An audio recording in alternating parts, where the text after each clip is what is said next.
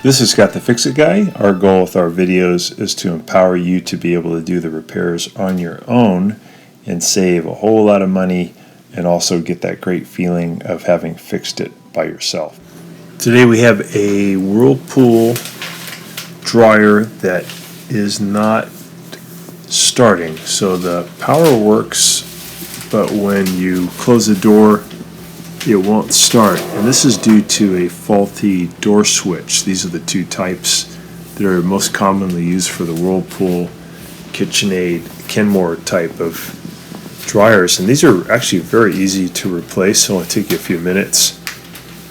So when I press the button, I don't get any response, and there's supposed to be a little tab in the upper right hand corner near the door, but it's missing because it broke off.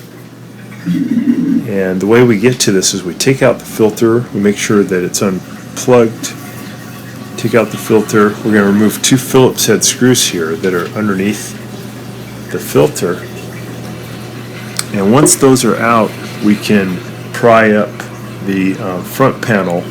You can use a standard head screwdriver or paint scraper to push in and lift up that lid. We're going to take out two Phillips head screws that are holding in the door switch, and this is kind of an older style door switch we see here that has three wires connecting to its spade connectors. Again, make sure it's unplugged, but you can just take those wires off. Here's the part number for this older style, and it has a little metal piece that hooks to the switch, and part of that metal piece broke. On the more modern ones, the metal piece that moves back and forth is actually part of the same switch, and also there's not three wires that are independently hooked up, but just one modular connector that incorporates the three wires. But this is the a little bit older style one. So we got the top lifted up.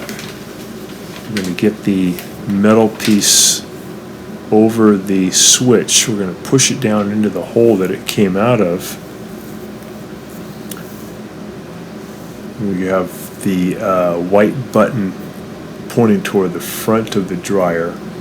We're going to take the Phillips head screw and we're going to line it up. It's going to go up through the hole and right through the plastic switch body and up into the metal portion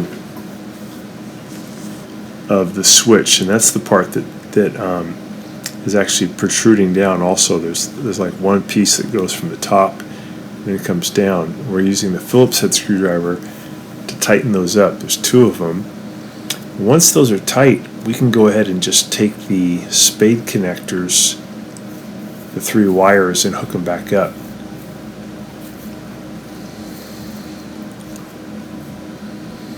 You can kind of see from here which wire goes where. So on the one side we have the blue and the red, and then on the other side we have the white or the neutral.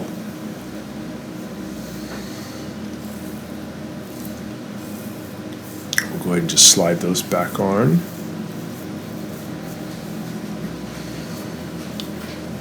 And if you're doing the more modern one, it's even easier. You just have to put together the two modular connectors and then you're all done. So we started up and it's back working again. So it's pretty fast and easy, very inexpensive part. And this will get your dryer going again. So hopefully this has been helpful to you and gets yours working. And please subscribe to our channel when you get a chance, and we'll send you a lot more repair videos. Thanks for watching.